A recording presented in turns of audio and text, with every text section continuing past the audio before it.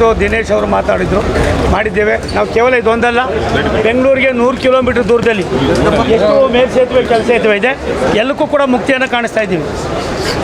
ಬರೀ PC ಮೋಹನ್ ಅವರು ದಿನೇಶ್ ಗುಂಡ್ರಾಯರು ಹೇಳಿದ್ದು ಅನ್ನೋದಕ್ಕಿಂತ ಹೆಚ್ಚಾಗಿ ಇಡೀ ಬೆಂಗಳೂರು ನಗರದ 100 ಕಿಲೋಮೀಟರ್ ವ್ಯಾಪ್ತಿಯಲ್ಲಿ ಎಷ್ಟು ಮೇಲ್ಸೇತುವೆ ಕೆಲಸ ಇದೆ, ಎಲ್ಲಕ್ಕೂ ಮುಕ್ತಿ ಕಾಣಿಸ್ತಾ ಇದ್ದೀವಿ. ಒಂದು ಹಂತಕ್ಕೆ ತಂದಿದ್ದೀವಿ. ನನಗನ್ನಿಸ್ತದೆ 50-60 ವರ್ಷದಲ್ಲಿ ಏನಾಗಿರಲಿಲ್ಲ ರೈಲ್ವೆಯಲ್ಲಿ ಎಲ್ಲವನ್ನು ಕೂಡ ಮಾಡಿಸ್ತಕ್ಕಂಥ ಕೆಲಸವನ್ನು ಮಾಡ್ತೀವಿ. ಸರ್, ಕೇಂದ್ರ ಸರ್ಕಾರದಲ್ಲಿ ಸಚಿವ ಸಂಪುಟ ವಿಸ್ತರಣೆ ಆಗ್ತಿದೆ. ಈ ಬಾರಿಯಲ್ಲಿ ಏನಾದರೂ PC ಮೋಹನ್ ಅವರಿಗೆ ಸ್ಥಾನ ಸಿಗುವಂಥ ಸಾಧ್ಯತೆ ನಾನು ಭಗವಂತನಲ್ಲಿ ಪ್ರಾರ್ಥನೆ ಮಾಡ್ತೀನಿ. ನಾನು ಭಗವಂತನಲ್ಲಿ ಪ್ರಾರ್ಥನೆ ಮಾಡ್ತೀನಿ ಅವ್ರಿಗಾಗಲಿ ಅಂತ. ಈಗ ಕಂಟೋನ್ಮೆಂಟ್ ರೈಲ್ವೆ ಸ್ಟೇಷನ್ ಯಾವಾಗಿಂದ ಆರಂಭ ಆಗ್ಬೋದು? ನಾನು ಈಗಾಗಲೇ 60-65% ಮುಗಿದಿದೆ. 485-490 ಕೋಟಿ ರೂಪಾಯಿ ಖರ್ಚು ಮಾಡಿದ್ದೀವಿ. ವಿಮಾನ ನಿಲ್ದಾಣದಲ್ಲೂ ಕೂಡ ಅಷ್ಟೊಂದು ಸವಲತ್ತಿಲ್ಲ, ಎಲ್ಲ ಸವಲತ್ತು ಕೊಟ್ಟಿದ್ದೀವಿ. ಒಂದು ದಿನಕ್ಕೆ 60,000ಕ್ಕೂ ಮೇಲ್ಪಟ್ಟು ಪ್ಯಾಸೆಂಜರಲ್ಲಿ ಬರ್ತಾ ಇದ್ದಾರೆ. ಆದ್ದರಿಂದ ಅದನ್ನು ಕೇವಲ ಕೆಲವೇ ದಿನಗಳಲ್ಲಿ ನಾನು ಇನ್ನೊಂದು 15 ದಿವಸದಲ್ಲಿ ಯಾವಾಗ ಮಾಡ್ತೀವಿ ಅಂತ ಅದನ್ನು ನಿಮಗೆ ದಿನಾಂಕವನ್ನು ಕೂಡ ನಿಗದಿ ಮಾಡ್ತೀವಿ. ಸರ್, ಮೆಜೆಸ್ಟಿಕ್ ರೈಲ್ವೆ ಸ್ಟೇಷನ್ ಏನಾಯಿತು ಸರ್? ಎಲ್ಲಿಗೆ ಸಂಗೊಳ್ಳಿ ರಾಯಣ್ಣ ಮೆಜೆಸ್ಟಿಕ್ 1370 ಕೋಟಿ ರೂಪಾಯಿನ PPP ಮಾಡಲು ಮಾಡಿದ್ದೀವಿ. ಇವಾಗ ಏನಲ್ಲಿ 16 ಸ್ಟಾನ್ಸ್ ಇದಿದೆ ಪ್ಲ್ಯಾಟ್ಫಾರಮ್ಮು, ಅದನ್ನು 24ಕ್ಕೆ ಮಾಡಬೇಕು ಅಂತ ಮಾಡಿದ್ದೀವಿ. ಒಂದು ದಿನಕ್ಕೆ 300 ಟ್ರೈನ್ಗಳು ಬಂದು ಹೋಗ್ತಾ ಇದೆ.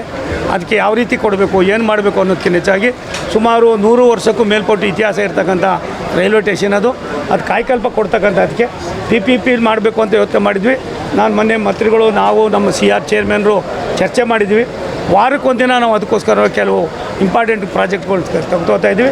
ಇದನ್ನು ಶೀಘ್ರದಲ್ಲಿ ಇವೆರಡೂ ಮುಗಿತಾ ಇದ್ದಂಗೆ ನಮ್ಗೆ ಇಲ್ಲಿ ಸ್ವಲ್ಪ ಫ್ರೀ ಆಯ್ತದೆ. ಇವೆರಡೂ ಮುಗಿದ್ರೆ, ಯಶವಂತಪುರ ಅವೆರಡೂ ಮುಗಿದ್ರೆ ಆಮೇಲೆ ಇದು ತಗೊಳ್ಳೋದಕ್ಕೆ ಅವಕಾಶ ಆಯ್ತು.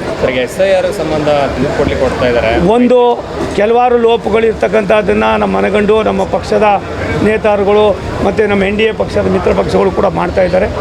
ಆಗಬಾರ್ದು. ದೇಶದಲ್ಲಿರ್ತಕ್ಕಂಥ ನಮ್ಮ ದೇಶದ ಪ್ರಜೆಗಳಾರಿದ್ದಾರೆ, ಒಂದು ಓಟು ಕೂಡ ಅವರಿಗೆ ಮಿಸ್ ಆಗಬಾರ್ದು. ಆದರೆ ಬೇರೆ ಬೇರೆ ರಾಷ್ಟ್ರಗಳಿಂದ ಬಂದು ಸೇರಿಕೊಂಡು ನಾವು ಕೂಡ ಎಲ್ಲ ಒಂದು ಕಡೆ ಓಟನ್ನು ಇದು ಮಾಡಿ ಚಲಾವಣೆ ಮಾಡ್ತಕ್ಕಂಥ ಪಾಪದ ಕೆಲಸ ಯಾರಿಂದೂ ಕೂಡ ಆಗಬಾರ್ದು.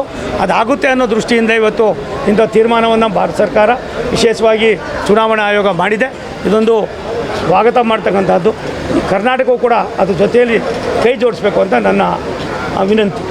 ಈಗ ವೆಸ್ಟ್ ಬೆಂಗಾಲಲ್ಲಿ SIR ಮಾಡಬೇಕಾದ್ರೆ ಹೊರ ರಾಜ್ಯದ ವೀಕ್ಷಕರನ್ನ ಆಯೋಜನೆ ಮಾಡಿ ರಾಜ್ಯದಲ್ಲಿ ಒಂದು ನಿಮಿಷ ತಾಳಪ್ಪ.